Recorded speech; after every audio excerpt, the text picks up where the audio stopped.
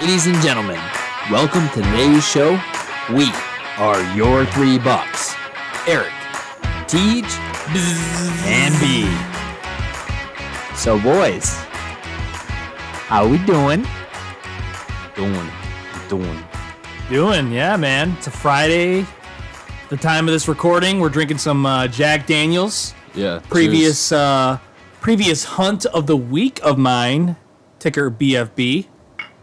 You know, I gotta support my hunts. Wasn't expecting that, but I do appreciate Eric bringing it straight out of Compton. No, I'm just kidding. Tennessee. I got you guys. This is the new bonded Jack Daniels. So, top shelf, baby. Nothing but the best for the Bucks. Straight from the source, too. You got it from Lynchburg, Tennessee. I did indeed. So, speaking of Lynchburg, you guys flying anywhere anytime soon? I mean, no, I don't have anything like planned per se. There's a shortage of pilots, and I'm not confident that the pilots that they do hire are going to be qualified. Can you even fly anywhere? That's the thing, right? It's like, first of all, the airfare that's gone up like immensely in the last 2 to 3 months due to fuel prices. Yep. Not only has it gone up, but now you don't have any pilots to actually fly the plane once you've purchased your ticket. Is this not the smartest thing in the world? Which then increases prices again. Yes. Is this not the smartest thing in the world for the pilots, though? They're like, oh, you're asking for more money? Well, we want more money, too. Yeah. You ain't going nowhere without me. And you know what's crazy? I read on USA Today, it was like yesterday, Delta, they were offering people $10,000 because of flights being overbooked. And they offered $10,000. That's legit. That's it. $10,000. No, I'm talking $10,000 to a passenger to step off the flight. I've known them to do things like that. I've never heard of 10,000. I don't think that's sustainable. Right? Can you imagine if they were like, we'll offer you $10,000 for you to try to fly the flight? Yeah, I know. We're going to get to that point at some point, right? Because of the pilot shortage. I mean, they got to have people fly these planes. I'm just afraid of who's going to be flying them, at least at a time like this. Yeah, not all of the flights are making it off the ground, but there was one flight that did make it off the ground. And there was a man on this flight that airdropped an inappropriate video to every passenger on the plane. Ugh, that's got to be embarrassing. And when I say inappropriate, I think there were some sexual acts that happened on this video. And, you know, there's kids on the plane, man. What's going on here? Hey, can you hand me my Oral B toothbrush over there? No, that was the kind of photo it was. Very. I think this guy just took the Mile High Club a little too seriously when he was like, he's trying to be the king of the club here. Yeah, it's straight to the point, right? He's like, I don't have a woman with me. I'm not gonna ask. I'm just gonna put it out there, and maybe one of them will stand up and say, "Hey, I'll oblige. Who sent this? Let's go."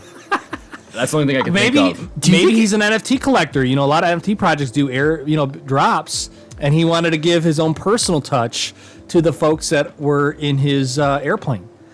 I mean, I don't know exactly how airdrops work. I don't do them often. What if this guy didn't have his face? But when I do. But, you know, what if this guy, so did he not have his face in it? Could that be a case and people still knew who he was because of his phone? Usually you have to accept the image. Usually. Who's getting a random image on a plane flight that's like, ooh, yeah, I want to take this, except from... Actually, I have heard of that happening before. I don't think it was inappropriate. But somebody has airdropped. I think it might have been on a bus. Somebody just airdropped a photo to everybody. Oh. Something that you can do with Apple phones. This stuff is way over my head. But apparently something else you can do with an iPhone is tweet whatever you want. Yeah. Go to the RadioShack Twitter. After you read their latest tweets, you won't even call them RadioShack anymore. You'll probably call them LoveShack. The LoveShack is a little old place where we can get together. Did you know you were listening to Karaoke Hour? You bet you didn't know that when you listened to 3 Bucks podcast. Give me the opportunity. I'll slip it in there now and again if it makes sense. I'll slip it in, huh? That's kind of in reference to one of their tweets. You guys go check out their tweets because they're pretty. They turned the corner. Let's just say that. Yeah, the expletives that were in these tweets, very sexually charged. What'd they say? I would rather not. My wife might get upset at me. So that's how sexually charged these are. But let's just put it this way. Go to RadioShack's Twitter, read for yourself, and you'll think that they got hacked because the world thought they got hacked. But do you think they've deleted them by this point? Ooh, that's a good question. You know, because they man. definitely succeeded in what they're intending to do. That's the thing. It was a coordinated effort, I guess, to promote their entry into crypto-based subscription service. Of course, right? Yeah. Hey, it's more adoption though, right? So, I guess. I mean, kind of. What made them choose to go from your local buy an extension cord, maybe a cell phone, brick and mortar store? You know, hey, I need like an LED light. Or have they even been like? Could you have bought a cell phone from them? Yeah, I feel like they've been like gone for so long that the last thing you could have bought was like the old red, white, and yellow like audio cores before HDMI. I'm willing to take credit for their bankruptcy. I'm willing to take credit because when I worked there, yeah, they did sell cell phones. B worked there, and he hasn't had a great trend recently, so he's feeling like he is a path of bad luck. I am calling it bad luck. I really am. Yeah, I mean, even speak to myself. I'm like, damn, this is really some bad luck. Like, I put in the work, put in the hours. You were just asking a question, though. You're like, why would they go from this company that sold nice things? I'll tell you what. This is a kid sitting in a RadioShack old store that's tweeting out saying, "Buckle up, boys." Like, I'm saying that's why they went, because they're broke. They're true. Yeah. Well, there's no more liquidity in crypto either. They missed the ship. Like they've literally they're walking up the plank right now. Yeah. I'm just really more concerned why they thought, okay, let us go like this sexual route, if that's indeed what they're doing, because it looks like some sort of crypto-based subscription comparable to OnlyFans. like you went from selling like your local extension cord to basically porno. This is how I'm interpreting like there's just transition. So. And they're doing it at a time where everybody's talking about the crypto crash, the crypto winter, and this is the time to get who this has got to be a prank. Like, who is behind the scene? Who is running the company now? How old is this guy? I think that this is... Dude, how old is this guy? That is the question. How old is this guy? It's just like, if this is an intern, like they say they are, you picture in your head like a younger person like messing around. If this is like an old guy, it's a little creepy. Oh, there is no way that this guy is like in his 30s or 40s. His wife would slap the taste right out of his mouth for tweeting. Well, first of all, he says he's married. Right, that's true. I mean, this is some super cringe stuff. Maybe hit some midlife crisis issues right now. Back on the topic of flying around, did you guys see in LA, there's a restaurant that's called Bored and Hungry. Mm-hmm. Have you guys heard of it? Yeah, it's the NFT-based store. It got a lot of hype because they were like accepting payment via crypto, and they were using the owner uses NFT. The Bored Ape as like the logo on everything. So I know like the crypto folks and the NFT folks are really high on that place. All of their plates have monkeys on it. They're literally just, It's the ape. Oh yeah. Jesus, you're gonna get a lot of slack from the NFT community on this episode. How dare you call the ape a monkey? Are you serious? Oh my goodness. You know what? I'll take some of the heat too, man. It's like because with how the sales have gone down with NFTs, it's like I just hope I like NFTs, but some of them that are out there with the saturation, it's just like, man, there's a lot of doodles that you own. I like NFTs. I just can't afford an ape, so I'm gonna call it a monkey. Hey, fair enough.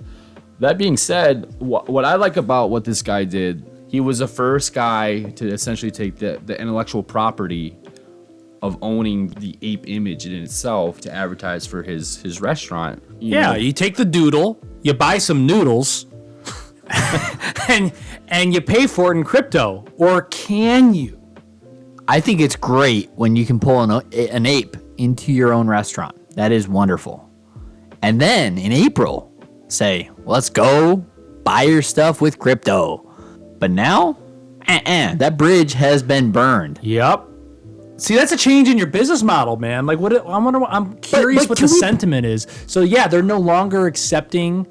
They're no longer accepting all crypto? I mean, he probably saw because obviously they don't accept any. It's U.S. dollar. U.S. dollars. It all falls back to the U.S. dollar now. But here's the thing, though. I don't blame him. There's a lot of uncertainty here. However, like, how does this guy's menu work? Is it all electronic? Because like, if you have like a burger for 0.002 ETH on your menu, you're wondering if the menu's denominated in ETH or in US dollar. Yeah, I imagine it's US dollar, but it might be ETH. You might be more inclined to buy a burger for 0.0001 ETH. You'd be getting a major discount today, as opposed to $19 in US dollar. Yeah. But hey, you know what?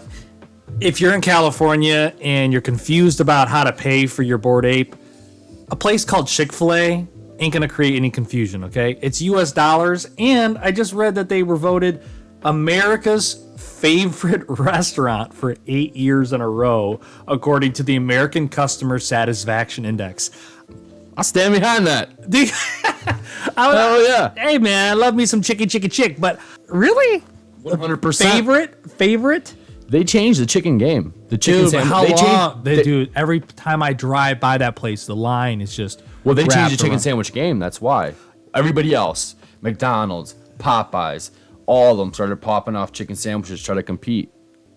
I disagree. Their chicken nuggets are not that good. However, the one smart move they made was being closed on Sundays, so they don't have to compete with the Thre3 Bucks, releasing their episodes every Sunday. Cheap plug, $3 Sundays. Absolutely. But boys, we have to jump into the show. We have a lot to talk about. We have John Wick, man. John Wick is a big topic.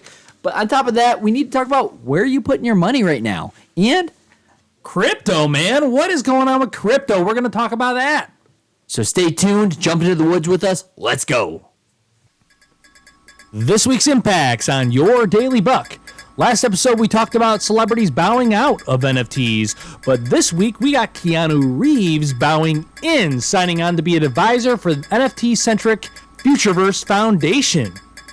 And in other NFT news, the Hilton Hotel has announced a new digital art and NFT pilot program that will showcase seasonally rotating NFT art collections from the world's leading artists around their hotels. In the airline business, JetBlue has updated their bid to try to acquire Spirit Airlines from $350 million to $400 million. And while the airline stocks were green on Friday, July 1st, the airline business is being tested with higher travel under the holiday conditions, especially during a pilot shortage. But in stock news, it is the worst stock market in 52 years as we reach the half point. We are in bear market territory, folks. One of the heavy hitters on the stock market, Amazon, is planning for a 2 Prime Day event. But are there deals at this point with inflation running rampant? All of this and more, and how it impacts your Daily Buck. All right, Bucks, let's jump into the market trends. We're not going to talk about the day-to-day. We know this week has been red. However, year-to-date, it's 6 months. We are at the midpoint. So the Dow is down 15% year-to-date. The NASDAQ is down 30% year-to-date. And the S&P, well, that's down about 20% year-to-date. Those sound like some record-breaking numbers. Yeah, 52-year record. It's pretty wild. Yeah, the Bears are kicking our butts. And, you know, it just seems like there's a lot of lows in the market. And I'm going to try to make this one a little more positive. Well, speaking of kicking butt. Yeah, that was actually better. Yeah, I should have used that as my segue because we're talking about Keanu Reeves, a.k.a. John Wick, everyone's favorite. You know, he's coming in right now and looks like he's signed on to be the advisor for the Futureverse Foundation. It's NFT-centric, so... What? NFTs, man. And John Wick, he goes against the odds. This is a guy that can take on an army. He's the guy that takes out the boogeyman. You know, if he's joining the NFTs, the bubble's getting bigger. Yeah, they might actually need his offense right now because Well, the sales have been down on NFTs, but the positives, the silver lining is there's some more good stuff. We mentioned it in the Daily Buck, the Hilton hotels.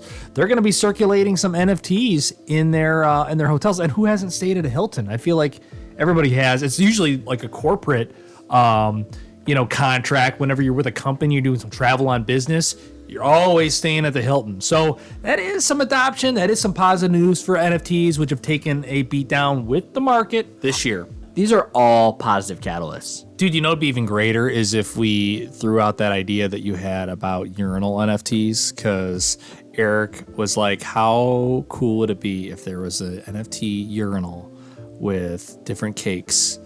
And I was like, well, you know what? There's so much different NFTs out there. And then guess what? I search it and it exists already. Can you believe that? There's a urinal NFT out there.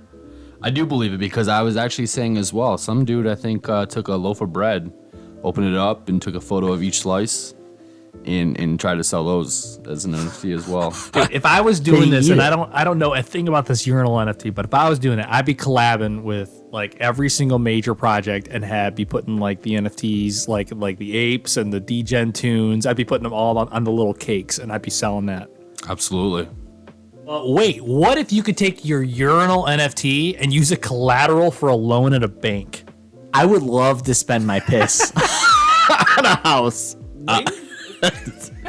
Yeah, I would. I absolutely agree. Let me buy Let's this do it, house. right? Liquid gold. Let me buy this house with my pee. Wing Financial, we tweeted it this week. They are going to be one of the first banking financial institutions that are going to be exploring how to lend money in the form of loans and using NFT collections as collateral. Crazy, right? It is crazy. It's going to be very difficult, in my opinion, for them to accomplish. I'm investing in another company. Well, yeah, because they're looking at floor prices. They're looking at floor prices of Ethereum, and those things keep dropping. So there's so many variables. There's so many moving pieces. You know, beauty. You could also say beauty's in the eye of the beholder. What one person might value to be $300,000, the other person might be like, this is $30. You know, so it's gonna be very tough. I'm just to shoot it straight. I give them credit because it's definitely an area of the market that is untapped. If people could figure a way to use your ape as collateral, watch out.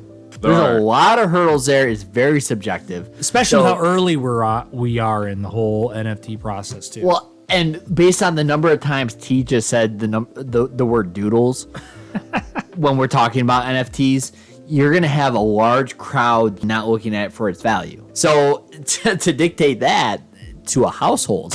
Yeah, no, that's what I said. Loan. It's not going to be easy. There's a lot of moving parts. It's going to be. I'm curious to see. So I had a buddy of mine that recently they heard that I was selling a car, and they were like, "I'll pay for that car. I'll give you $8,000." And I was like, "I don't know. How about 25 N64s?" So you're starting to look. For me, I'm looking at. I just sold an N64 and it actually values to more than the US, the US dollar if I add it up that way. And I'm like, it might retain its value.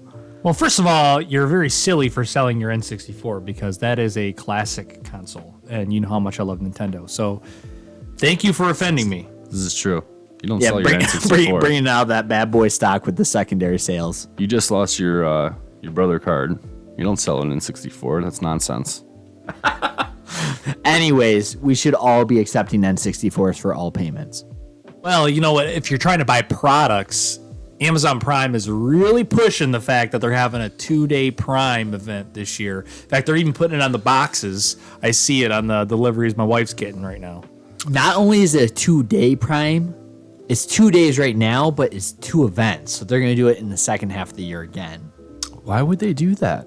Because, man, it's about making money. They got to make that money. All right, so long as we agree. But are we agree. saving the money, though? That's the big question with inflation. No, I am of the opinion that we're not. No, I have not looked, but I already know it's no. No, I've chosen to be frugal throughout this whole period. That's the only way I'll survive. What's hilarious is with inflation, like, are there real deals? Well, that's the thing. I haven't literally looked at the new deals that are coming out, but I would have to imagine that it's probably not going to look as attractive as it used to be. I mean, they're going to be deals, but I think they're really relying on the fact that, like, it's like, oh, is this year? I have to buy. It's Prime Day. I have to buy. Yeah, it's like they make it an event where you like feel like you're getting the deal. It's the same feel and like anticipation as like Black Friday. If they're selling gas gift cards, I'm all in. Yeah, gas on discount. Well, their partner. That'd be a really sick idea, actually. I don't want to be straight up accepting a loss in money. I think it's sweet if you find a company that's willing to sell you gas cards at a discount. Yeah, well, that ain't gonna last long. Let's be real, dude. They're gonna sell you like a $25 Shell gift card for $30. No, it'll be like, here's a discount on unleaded 86, which 87's like the. There's no 86. You gotta find like some ghetto I swear that exists. My buddy, I remember my buddy. This was years ago when gas was like allegedly high, when it was hitting like the upper 2s and early 3s. He went to a specific gas station that had like 86, 87, 89, and I was like, what gas station has 86? He goes, no, man, this one I always save like another 20 cents by getting 86 at this one gas station. I'm like, that's gotta be water, bro. They're just loading it with water. No, dude, they're just loading it with a pure chunk of lead. It's straight up unleaded. Oh boy. But oh my gosh, back to Amazon. Their partner Kohl's this week, but they put the kibosh on the buyout, because there's always been buyout rumors on Kohl's, and you can drop off your Amazon returns there, and of course their stock kind of plummeted. So, well, to be expected, people are eagerly trying to get a buyout kind of situation going on. Well, why do you think they hung onto the buyout rumor train for so long? It kept their stock price afloat. They were never serious about it. Well, Kohl's is great, right? But stop. You just like the Kohl's cash, man. I still love Kohl's, even if Kohl's cash, man. Here's the real problem. When you go return something to Kohl's, they give you a 15 or maybe 20% coupon. But everyone knows you can get 30% off. If you're the special gold ticket guy, you get 30% off. So if they're real smart, they'll give you 30% off everything and just mark everything up. And people would shop there when you return stuff. Man, Eric seems like he loves Kohl's as much as he loves Costco. This guy, you'd think they'd sponsored us today. Dude, don't get me started. This guy's definitely got Kohl's cash in his wallet right now. Hey man, it's as good as money. Maybe better than crypto. Close your eyes. Can you smell that? No. Can you taste that? Taste what? Can you feel that? Ooh, I feel my hand clicking like, follow, subscribe to the $3 Bucks, and it feels so good. Let your voices be heard. The $3 Bucks on Spotify, Twitter, YouTube, and more.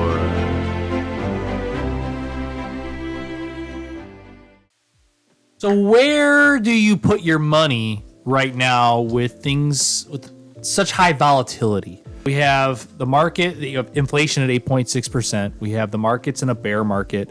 Is there a safe haven to try to hedge against all this? What are you guys doing? I think it's important that we point out, some of the traditional places that people might keep their money. I think something like the national average interest rate for a savings account is 0.1%. Abysmal. Ugh. Yeah, that's not even worth mentioning. So exactly. That's what I feel about that. The thing is like the stock market, there's a lot of stocks out there that have some high yield dividends, and we've recommended some of them in our Hunt of the Weeks. But like you just said, the national average is real low, 0.1%.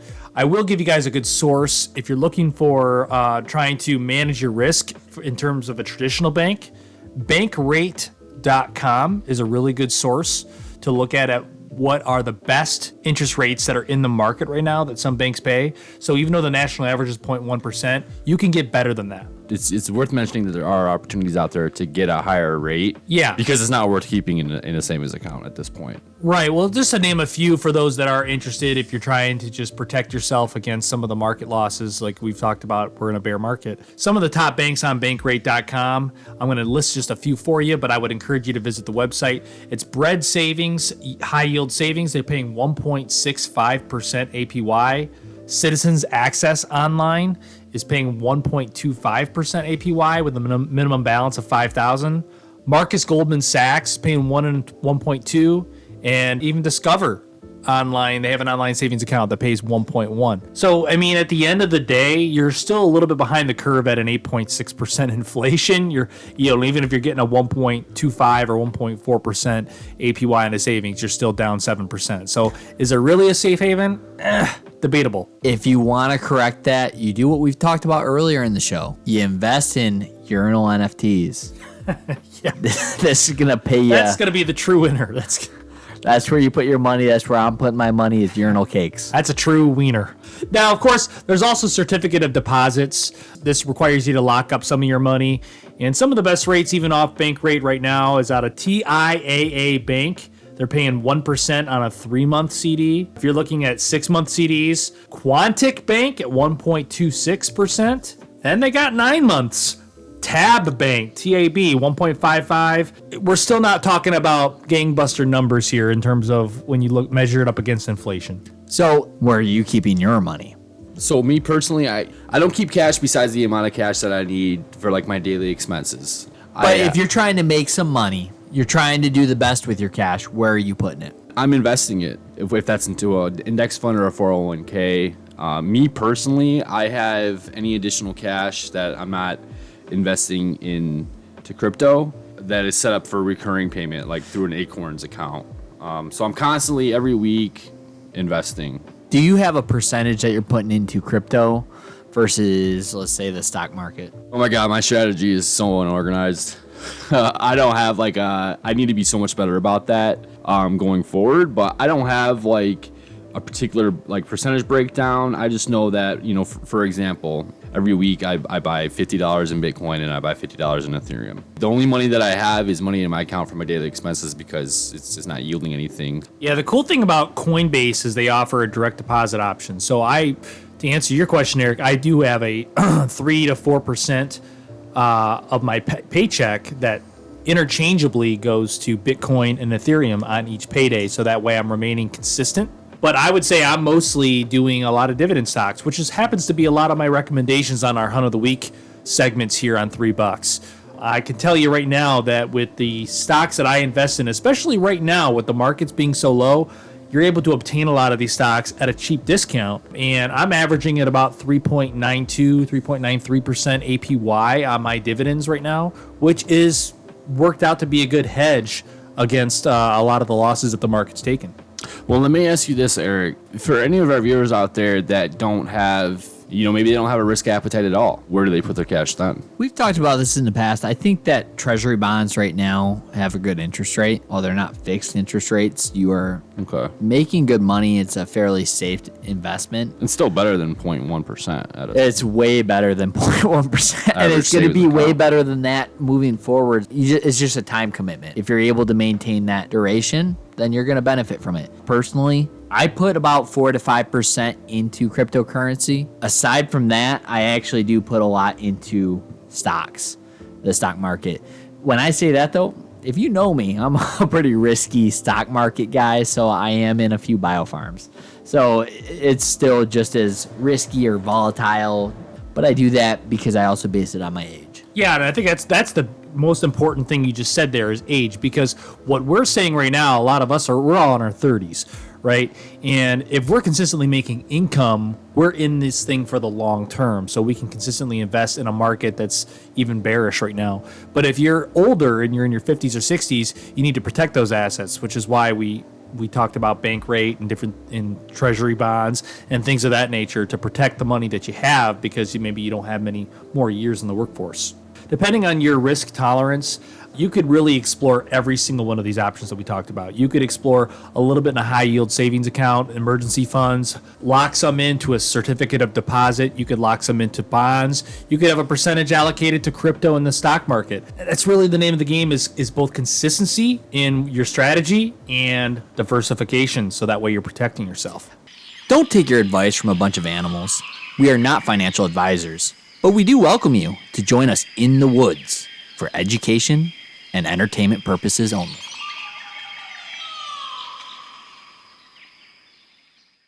All right, Bucks, welcome back to the show. What is going on with crypto? Man, it's a hurricane out there. It just seems like every single kind of negative news is all been hitting us for like the last 2-3 weeks straight. I mean, you hear crypto winter, and at first it seemed like it was a buzzword, but now it's like, holy crap. Well, here's the thing. If you don't pay attention to the news going on, the main headlines, you put money in, and then it looks like you didn't put money in. And it's gone. And it's gone. So, you know, I had a coworker recently message me, and she was like, dude, what is going on? And it was in reference to Voyager. She's mainly invested in Voyager, and all of a sudden, there's huge news with Voyager linked to 3 arrows.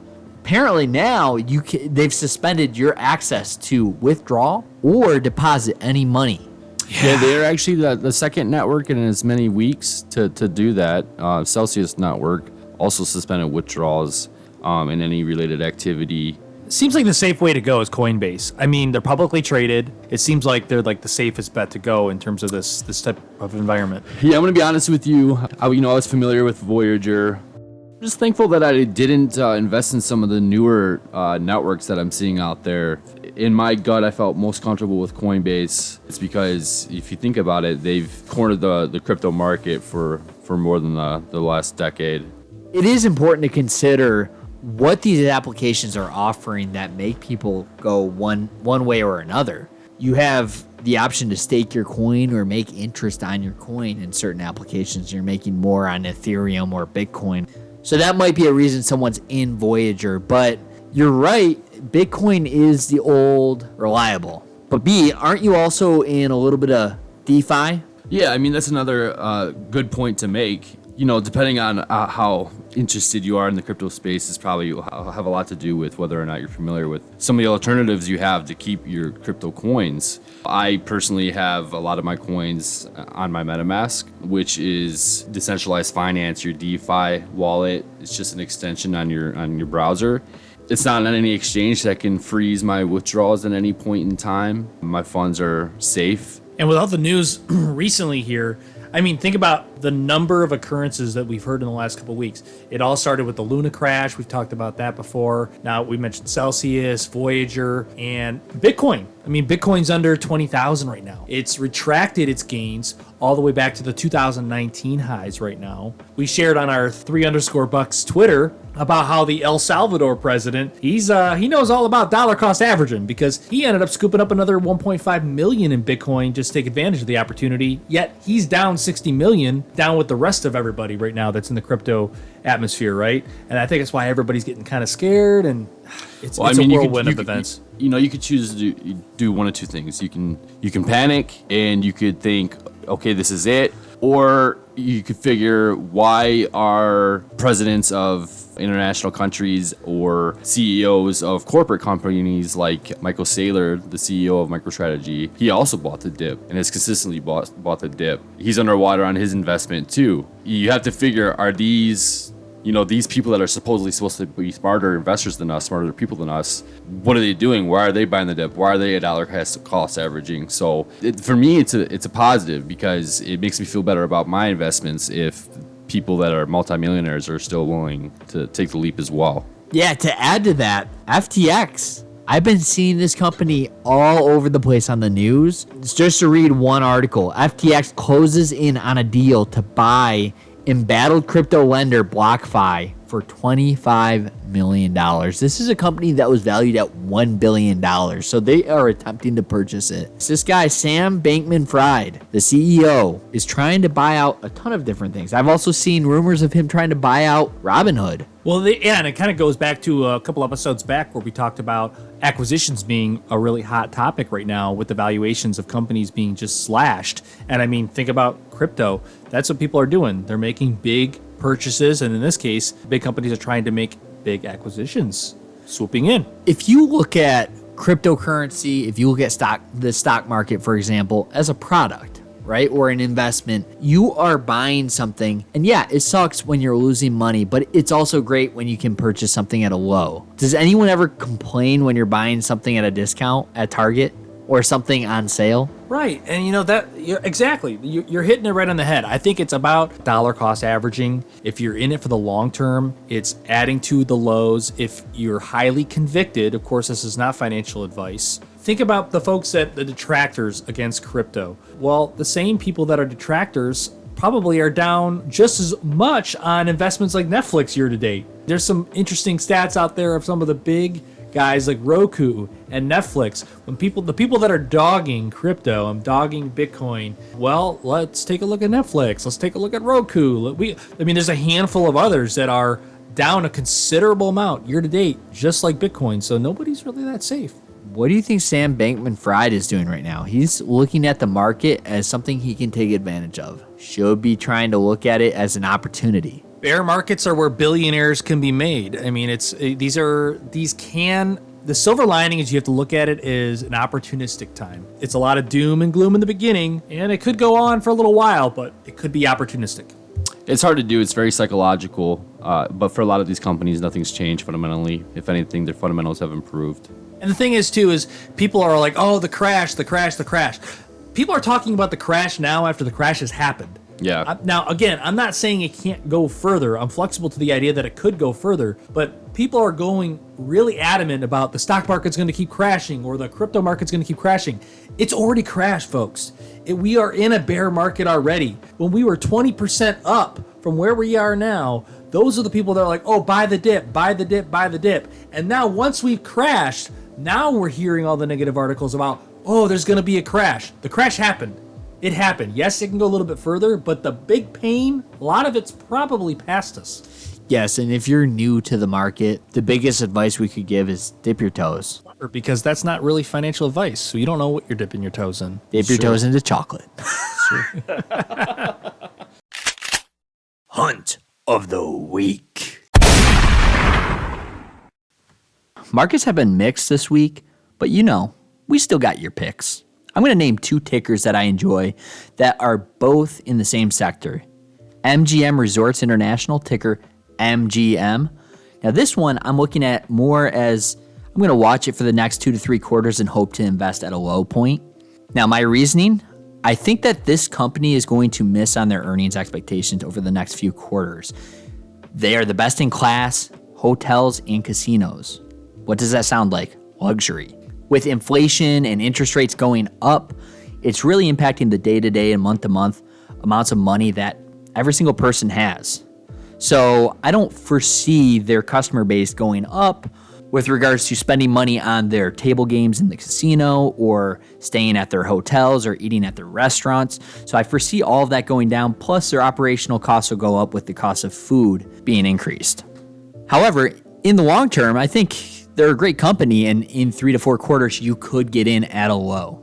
Conversely, I like DraftKings, DKNG is the ticker, right now. They closed on Friday at $11.77, and their primary source for revenue is through their software application. If people are staying home trying not to spend money because they don't have as much to spend, it's much easier to give into the temptation if it's at your fingertips through your phone, and some people are still going to need that fix. So I foresee that DraftKings may actually benefit in the short term from the people that are not going to MGM. Teej, what do you got? West Rock Company. Work. WRK is the ticker symbol. And, I like to give the boring stocks that pay dividends because that's what I do and that's what I like to invest in. And this is a company that builds packaging. So everything that delivers in packages, you probably ordered something from Amazon, came in a box. That's what these guys do. They do cardboard packaging. They actually build packaging machines that will do the automated packaging. They do packaging design. Packaging. Right now they're going for $40.13, but they are forecasted over the next 1 to 3 years to grow by 32.4%. A lot of that could be because of the e-commerce that a lot of folks have gravitated towards with Amazon purchases. But the dividend yield on these guys are 2.49%. So again, this is a hedge against the markets being down right now. You get a quarterly dividend. WRK, they are in the consumer cyclical sector. That's my hunt. All right, gang, it's hunting time ahead of a new week of opportunity. Thanks for sticking with us through the lewd and crude airdrops from 30,000 miles above. But the crudeness can come in the form of tweets by RadioShack, or should we call them LoveShack? We talk about stocks, we talk about crypto, we talk about ways and ideas on how to invest your money. Don't take our advice on those urinal cake NFTs though. And join with us every single Sunday. DM us. Join us on Twitter at Thre3 Bucks. Until next time, happy hunting.